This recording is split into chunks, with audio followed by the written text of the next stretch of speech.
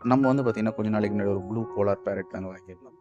இது வந்து பார்த்தீங்கன்னா, ஒரு சக்ஸஸ்ஃபுல்லா நம்மளுக்கு முட்டைங்க வச்சிருக்கு. இதுலேருந்து இன்னும் ஒரு 2 நாள்ல நம்மளுக்கு குட்டிங்களே வந்துரும் போல இருக்கு. அந்த ஸ்டேஜ்ல இருக்கு. ஏன்னா நம்ப அந்த டப் ஒண்ணுல வந்து பார்த்தீங்கன்னா, ஒரு பைப் ஒண்ணு செட் பண்ணியிருந்தோம். அந்த பைப்ல தான் அது எக் லே பண்ணுன்ற மாரியான ஒரு மைண்ட் செட்ல இருந்தோம். ஆனா இது வந்து அந்த டப்போட கார்னர்லயே வந்து ஃபுல் அண்ட் ஃபுல் எக் லே பண்ணி வச்சிருக்கு. நம்ம அத கவனிக்கல சரியா. இது இன்னும் ஒரு 2 நாள்ல நம்மளுக்கு இதுலேருந்து குட்டிங்களே வந்துரும் போல இருக்கு. போலார் பேரட்ட பொறுத்தவரையிலும் பார்த்தீங்கன்னா, கன்ஃபார்ம் ப்ரீடிங் பேர்ன்னு சொல்றாங்க. நம்மளுக்கு நார்மலா இந்த பீட்டா ஃபிஷ், கப்பி ஃபிஷ் மாரி மேல், ஃபீமேல் விட்டோம்னா, இது ப்ரீட் ஆகாது. அதுவே அதோட பேர வந்து செலக்ட் பண்ண பேருங்களா இருந்தா மட்டும் தான் அதுலேருந்து நம்ம குட்டிங்க எடுக்க முடியும். இது வந்து பார்த்தீங்கன்னா, நம்ம இதுக்கு முன்னாடி பார்த்ததுக்கு அடுத்த ஸ்டேஜ். ஃப்ரீ ஸ்விம் ஆவறதுக்கு முன்னாடி.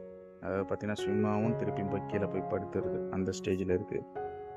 இவங்க கொஞ்சம் பீட்டா ஃபிஷ்ஷோட பெருசா இருக்கிறதால, இவங்கள வளர்க்குறதும் கொஞ்சம் ஈஸியா தான் இருக்கும்னு நெனைக்கிறேன். இப்போதைக்கு பார்த்தீங்கன்னா, இவங்களுக்கு அந்த ஆர்டிமியா அதாவது பேபி பிரைன் ஷிங்க் தான் குடுத்துட்ருக்கோம். நல்லாவே ரிசல்ட் நல்லாயிருக்கு. ஏன்னா கவுண்ட் கம்மியாகல. நம்மளுக்கு பீட்டா ஃபிஷ்லாம் கவுண்ட் கம்மியாகிட்டே வரும்.